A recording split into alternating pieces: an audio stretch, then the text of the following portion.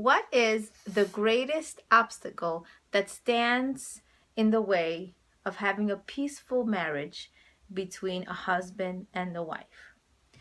In this parsha, Parshat Bereshit, which is the first parsha in the 5 books of Moses, we learn the secret of true peace between man and woman and what truly stands as the biggest obstacle.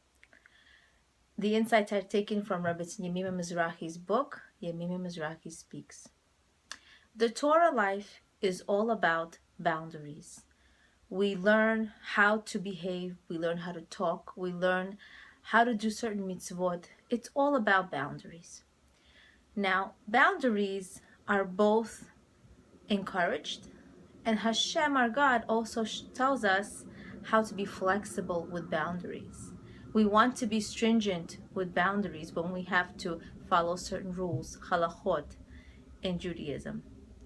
But Hashem tells us, for the sake of peace, for the sake of connection, for the sake of blessing, try to be flexible.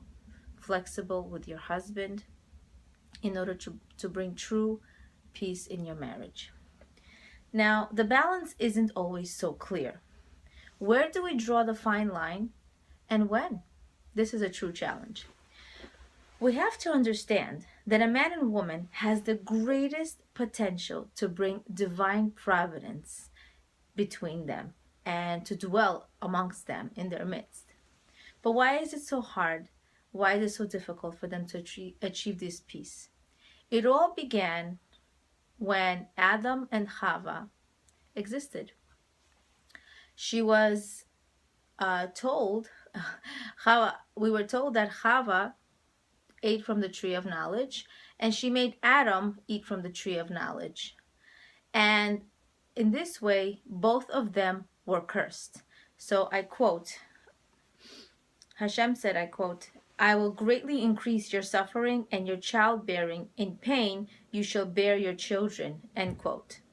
To this day, women have a tremendous way of bearing their children. It's painful. Not only painful is the pregnancy, is the delivery and the recovery, but even the burden of raising children is quite difficult. And the curse for Adam. Hashem cursed him by saying, quote, "Through suffering you shall eat off the ground all the days of your life," end quote. Every man would have to be burdened with earning a livelihood. To this day, this is what the generations experience. The greatest curse in these punishments is that the curse is actually standing in the way of shalom bayit, of true peace in the home, to this day. However, how are we supposed to make it work? We are required to make it work. We are encouraged to get married. We are encouraged to get along. So how are we supposed to overcome this very difficult challenge?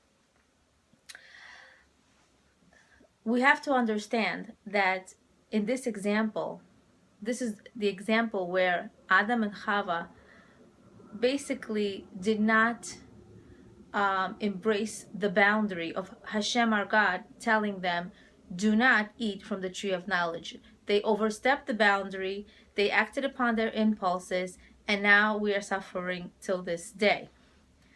Now, the only way we can honestly overcome this challenge, Yemima Mizrahi teaches us, is by praying for one another. In other words, the woman is praying for her husband to earn a livelihood easily, and for it to be parnasat tova, meaning coming from honest means. And the man is praying for the woman and for her to be able to juggle her responsibilities in the home. Maybe she's working outside the home, and to really be able to give the children what they need on every level, emotionally, spiritually, academically. The woman really juggles a lot. So, there are so many manuals for marriage. You can read the most amazing, detailed manuals for marriage, really detailed, and you can follow it to the T. However, it is important to understand that these marriage manuals are helpful, But um, when we don't really internalize the core of the issue of our marriage issues, that we have to understand each other. We have to understand where we're coming from. So you can be at the most exquisite vacation, away from your children, away from your jobs, and here you are sitting on top of a beautiful mountain, enjoying the exquisite view, and the man is thinking, how can I make more money? And she's wondering, we make enough. Why are you thinking about money? We're away from work. And the man may think, we're 5,000 miles away. Why are you talking about the children? These are always what's on his mind. It's always what's on her mind. No matter how much money he makes, he's thinking how to earn more of a livelihood. And she's always thinking about the well-being of the children. She's arranging play dates. She's calling teachers. She is spending more time with them. She's spending quality time with them. She's doing so much for the children, just making sure that they are nourished, that they are attended to in every single way in order to bring about their ultimate development. So we must pray for one another. Yemima Mizrahi teaches us.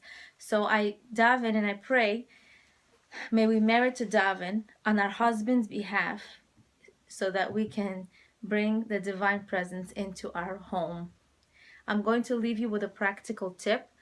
When you have date nights with your husband, which is, really encouraged once a week, once every 2 weeks, the goal is to make it very consistent.